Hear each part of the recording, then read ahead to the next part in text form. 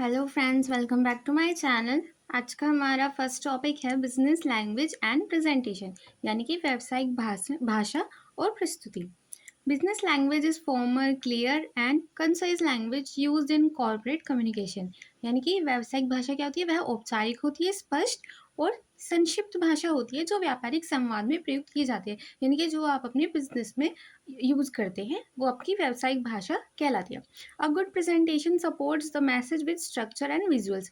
और एक अच्छी प्रस्तुति विषय को प्रभावी ढंग से संरचना और दृश्य सामग्री के साथ प्रस्तुत करती है। यानी कि अगर आपका प्रेजेंटेशन अच्छा कब कहलाएगा, जब आपने उसका जो स्ट्रक्चर है, जो उसके अंतर्गत मैसेज है, वो अच्छी तरह आपने एक्सप्लेन किए होंगे और साथ में उसको विजुअलाइज किया होगा। यानी कि वहाँ पे आपने दृश्य सामग्री यानी कि उसको एज फोटो भी उसमें इंक्लूड की होगी ताकि लोगों को समझने में आसानी रहे। जैसे कि आपने देखा होगा प्रेजेंटेशंस वगैरह में अगर दिखाते हैं, वहाँ पे ग्राफ्स का यूज़ किया जाता है ताकि आप अपनी ग्रोथ को या फिर अपनी कॉम्पिटिशन को ईजिली दिखा पाएँ। उसके बाद आते हैं इंपोर्टेंस ऑफ बिजनेस लैंग्वेज, यानी कि व्यावसायिक भाषा का महत्व। एंश्योर्स प्रोफेशनलिज्म एंड क्लैरिटी, यानी कि व्यावसायिकता और स्पष्टता सुनिश्चित करता है, क्योंकि प्रोफेशनली बनाना पड़ता है आपको अपने प्रोफेशन के अकॉर्डिंग, और ये क्लियर होना चाहिए। अवॉइड मिसअंडरस्टैंडिंग एंड कन्फ्यूजन, यानी कि गलतफहमी नहीं होनी चाहिए, और जहाँ पे आपको लगे कि कन्फ्यूजन हो सकता है ऐसी चीज़ें अवॉइड करनी चाहिए। उसके बाद इनहेंस क्रेडिबिलिटी ऑफ कम्युनिकेशन, यानी कि संप्रेषण की विश्वसनीयता बढ़ाती है। यानी कि जैसे आपका प्रेजेंटेशन अच्छा बनेगा तो जो आपके सीनियर्स हैं उनका भी आपके ऊपर विश्वास बढ़ेगा, वो भी देखेंगे आप मेहनत कर रहे हैं कंपनी के लिए। Suitable for formal letters, reports, emails, यानी कि औपचारिक पत्रों, रिपोर्ट और ईमेल में उपयुक्त होती है। कि तो जो हमारी लैंग्वेज होती है, ये बिजनेस लैंग्वेज, ये सभी आपको जहाँ पे भी आपको फॉर्मल काम करना हो यानी कि औपचारिक, वहाँ पर इनका प्रयोग किया जाता है। Builds business reputation and trust, यानी कि क्या करती है, व्यावसायिक प्रतिष्ठा और विश्वास बनाती है। इसके बाद आते हैं वर्ड्स ऑफन कन्फ्यूज, यानी कि ऐसे कुछ शब्द होते हैं जो अक्सर भ्रमित करने वाले होते हैं। There are pairs of words that look or sound similar but have different meaning and uses, यानी कि जो दिखते और सुनाई तो सेम देते हैं पर उनका अर्थ और जो प्रयोग होते हैं वो अलग होते हैं। Leading to confusion in business communication, जिससे क्या होता है, व्यापारिक संचार में भ्रम होता है। जैसे कि इसके उदाहरण दिए गए यहाँ पे एक्सेप्ट और एक्सेप्ट, यहाँ पे ये सुनने में और दिखने में सेम लग रहे हैं, बस ए और ई का फर्क है, पर दोनों का अर्थ अलग है, स्वीकार करना और छोड़ना। उसके बाद एडवाइस और एडवाइस, यानी कि सलाह और सलाह देना। इफेक्ट अफेक्ट, यानी कि परिणाम और प्रभावित करना। प्रिंसिपल प्रिंसिपल, यानी कि सिद्धांत और प्रधान। और लूज, यानी कि हारना और ढीला।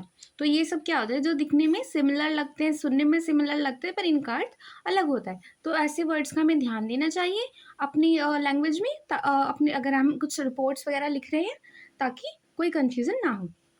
अब कुछ ऐसे शब्द होते हैं जो क्या हो जाते हैं, गलत लिखे जाते हैं, मिसस्पेल्ड, यानी कि उनकी जो वर्तनी होती है वो गलत हो जाती है। There are commonly use words that people frequently spell incorrectly due to pronunciation errors और लैक ऑफ अटेंशन, यानी कि सामान्यतः प्रयोग किए जाने वाले शब्द जिन्हें लोग उच्चारण या लापरवाही के कारण अक्सर गलत लिखते हैं। अब जैसे रिसीव में यहाँ पे एरर्स आ जाते हैं इसकी स्पेलिंग में। यहाँ पे CEI आता है, पर यहाँ पे लोग CIE लिख देते हैं। ऐसे ही सेपरेट, अचीवमेंट और डेफिनेटली, ओकेजन, इन सब की स्पेलिंग ओपनली लोग गलत करते हैं। तो आपको अगर आप कोई अपना बिजनेस लेटर लिख रहे हैं या फिर बिजनेस के लिए आप बिजनेस लैंग्वेज का यूज़ करते हुए कोई अपना फॉर्मल काम कर रहे हैं, तो वहाँ पे आपको इन शब्दों का ध्यान रखना चाहिए। उसके बाद आते हैं ओरल प्रेजेंटेशन, यानी कि मौखिक प्रस्तुति। Oral presentation is the spoken delivery of business content in meeting, interviews और conferences। यानी कि मौखिक प्रस्तुति क्या है, जहाँ पे आप व्यावसायिक विषयों को बैठक, साक्षात्कार या सम्मेलन में बोले जाने के रूप में प्रस्तुत करते हैं। यानी कि आप बोल कर बता रहे हैं, आपका जो स्पीच है वो आपकी फॉर्मल ही है, आपके बिजनेस से रिलेटेड ही है, पर यहाँ पे आप बिजनेस लैंग्वेज को लिखने की जगह आप बोलकर अपनी जहाँ पे आपको बतानी है वहाँ पे बता रहे हैं। It must be clear, structured and confident, यानी कि स्पष्ट, संगठित और आत्मविश्वासपूर्ण होनी चाहिए, क्योंकि आपका कॉन्फिडेंस भी मैटर करता है। जब आप कोई स्पीच देते हैं, कहीं पे आप अपनी प्रेजेंटेशन देते हैं, वहाँ पे आपका कॉन्फिडेंस भी मैटर करता है।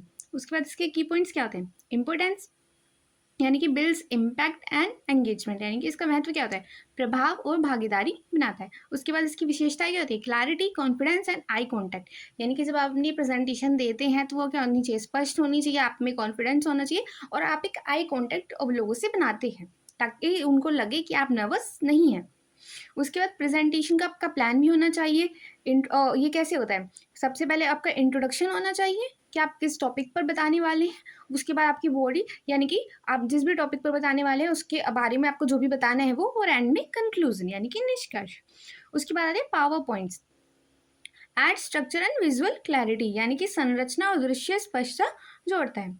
उसके बाद विजुअल एड्स, यानी कि दृश्य साधन क्या होते हैं, charts, image, video enhance attention, यानी कि जो चार्ट, चित्र और वीडियो है वो ध्यान आकर्षित करते हैं। उसके बाद आते हैं राइटिंग स्किल्स, यानी कि लेखन कौशल। Effective business writing skills must be planned, drafted, edited and revised to convey the message clearly and professionally.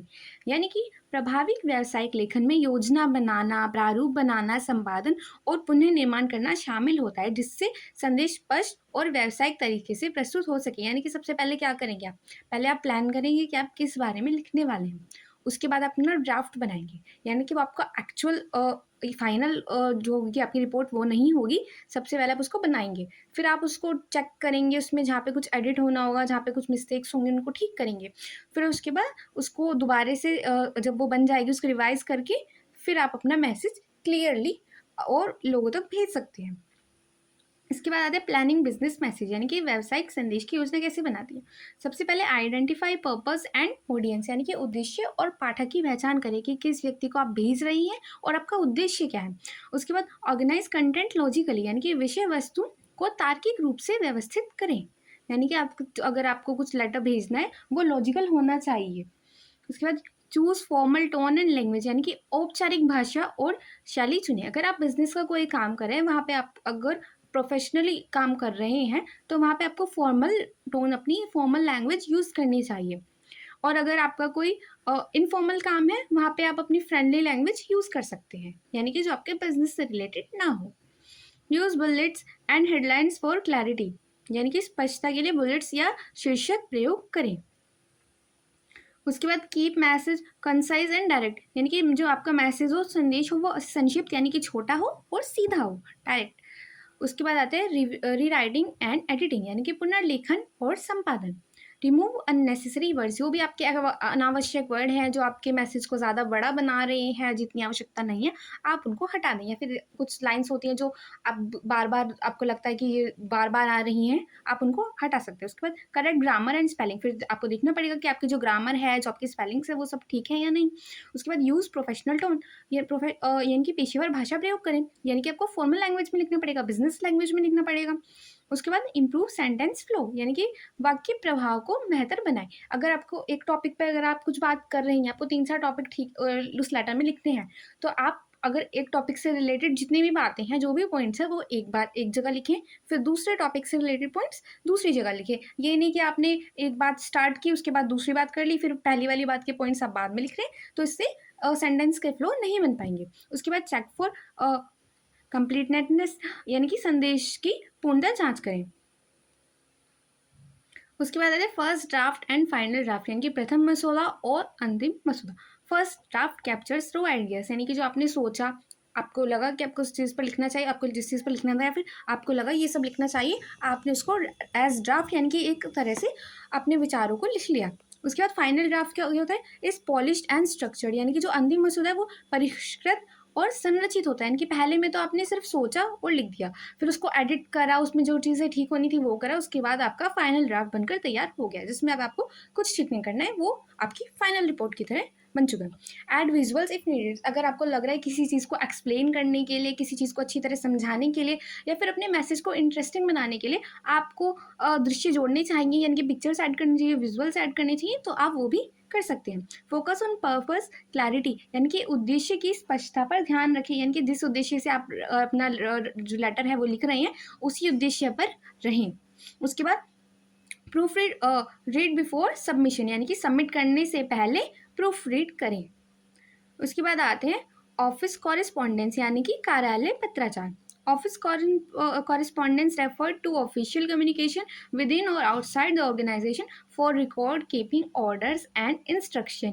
यानी कि जो कार्यालय पत्राचार होता है वह कहते हैं वह आधिकारिक संचार होता है जो संगठन के भीतर या बाहर रिकॉर्ड आदेश या निर्देश के लिए किया जाता है। यानी कि आप अपने ऑफिस की तरफ से अब आप अपने ऑफिस में भी अपने कलीग्स को तो नहीं, अपने फॉर्म जैसे आपके एम्प्लॉयज़ हैं जो आपके अंडर काम करते हैं, आपके जो सीनियर हैं उनसे आपको बात करनी है, उसके लिए आप ऑफिस कॉरेस्पॉन्डेंस का यूज़ करते हैं। या फिर अगर आपको ऑफिस से बाहर भी पर ऑफिशियल काम के लिए भेजना है तो वहाँ पे भी कार्यालय पत्राचार ही कहलाता है। अब ऑफिशियल लेटर्स क्या होते हैं? आधिकारिक पत्र use for formal communication with external bodies, यानी कि बाहरी संस्थाओं से औपचारिक संचार के लिए, यानी कि आपको अपने जो ऑफिस है उसके अंतर्गत नहीं भेजने, आप बाहर भेज रहे हैं, ऑफिस की तरफ से भेज रहे हैं। उसके बाद written in formal tone with subject line, यानी कि क्या होता है, विषय पंक्ति सहित औपचारिक भाषा में लिखा जाता है। यानी कि जो आपके जिस सब्जेक्ट के लिए, जिस विषय के लिए आप लिख रहे हैं लेटर, वो होना चाहिए उसमें, और ये भी एक फॉर्मल टोन में लिखा जाता है। उसके बाद आता है सेमी ऑफिशियल लेटर, यानी कि अर्ध आधिकारिक पत्र, mix of formal and personal tone. यहाँ पे आप औपचारिक और व्यक्तिगत भाषा का भी यूज कर सकते हैं, यानी कि थोड़ी औपचारिक और थोड़ी पर्सनल लैंग्वेज, फ्रेंडली लैंग्वेज आप यूज कर सकते हैं। Use between officer of same rank, यानी कि एक ही स्तर के अधिकारियों के बीच प्रयुक्त, यानी कि जो आपके सेम लेवल के लोग हो, उससे आपका थोड़ा फ्रेंडली सिलेक्शन होता है, इसलिए आप यहाँ पे फॉर्मल और पर्सनल टोन्स का यूज कर सकते हैं। उसके बाद आता है मेमोरेंडम, यानी इसको शॉर्ट में मेमो बोलते हैं, इसको हिंदी में ज्ञापन कहा जाता है। Internal communication with in departments, यानी कि जो एक ही विभागों के बीच बातचीत होती है उसके लिए ये यूज किया जाता है। तो ये कैसा होता है? Short, direct and formal document, यानी कि संक्षिप्त होता है, सीधा होता है और औपचारिक दस्तावेज माना जाता है। आई होप आपको अब क्लैरिटी हो गई उस टॉपिक से related. Thank you for watching.